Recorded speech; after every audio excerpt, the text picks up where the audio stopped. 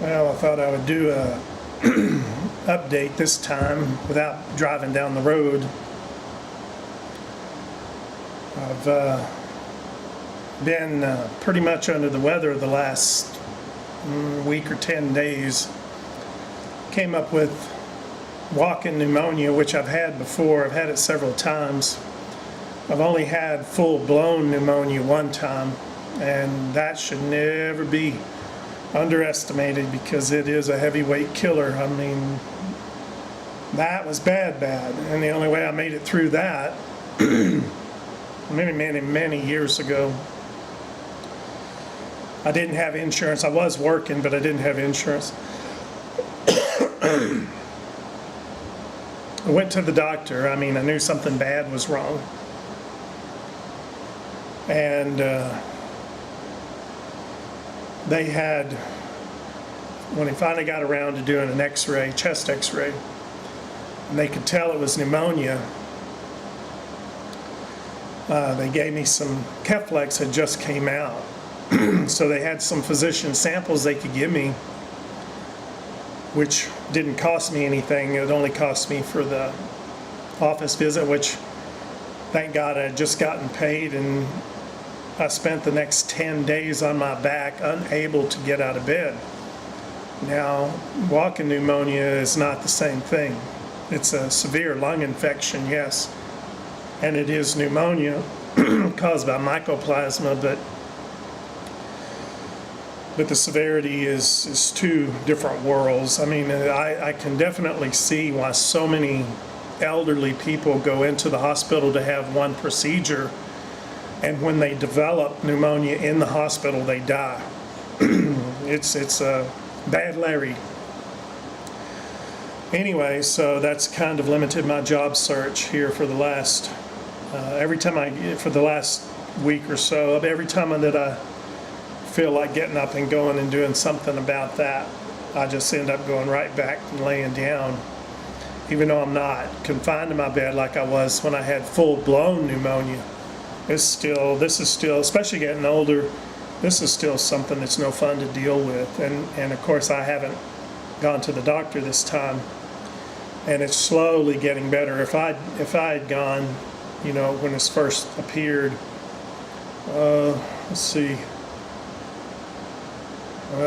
7, 8, 9, 10 days ago, they would have given me some pretty high-powered antibiotics, and I may have already been over it. But there again, when you're unemployed, you're not going to go to the doctor unless it's really severe, or so at least where it reaches a point in your own mind that it's something that there's no other choice. So this is another profound difference. The other thing I wanted to touch on was it's amazing to me how, as this progresses, no income and diminishing resources, how those disconnect dates, it becomes a fine art of dancing around those. First the due dates. You dance around the due dates, and then and you get pretty good at it, if you want to keep the lights on and everything. Food doesn't even really enter the equation with me, because I had started preparing in 2008 for well, not so much for this, for the big disaster that's coming. But this is, personal unemployment like this is a big enough disaster that, it's a good thing I did. So food isn't even an issue. I'd been preparing a long time before this. But things like getting sick, that's something that is very worrisome. And it's just the way it is in this time period. Things are still getting worse. Things are not going to get better for a long time, and they're going to have to get a lot worse in the meantime before they ever start getting better. Economically, nationally, worldwide, I hope and pray we can avoid world war. Everybody has their own opinion into that. All I can say is I hope we avoid it. anyway, dancing around the due dates, and then you dance around the disconnect dates. And like I said in the beginning, I've been there before. This is nothing new to me. And had I not prepared in the way that I did, I mean, I lost my job in January of this year, January 18th of 2016, and here it is. Today's July 19th. Had I not prepared the way I did, I would have been on the streets within probably the first 3 months. And a lot of people are. And they're astonished by what happened. That's all they can say is what happened. You know, number one, we never thought this would happen to us, but how did it happen this fast? You can talk till you're blue in the face about it, and there's a bottomless pit of not only YouTube videos, but a bottomless pit of genres about this subject. The mainstream liars, the mainstream media is finally beginning to own up to this catastrophe that's impending. When you have big shots, Alan Greenspan doing a flip-flop about, there's an imminent collapse, and he's trying to sound like he's the town crier. He's the one that started this. Anyway, when the mainstream people start admitting it, it's going to be close. And I don't, my own self, there could be like this all of a sudden disaster thing that happens. It could be. I personally think it's going to be a slow burn.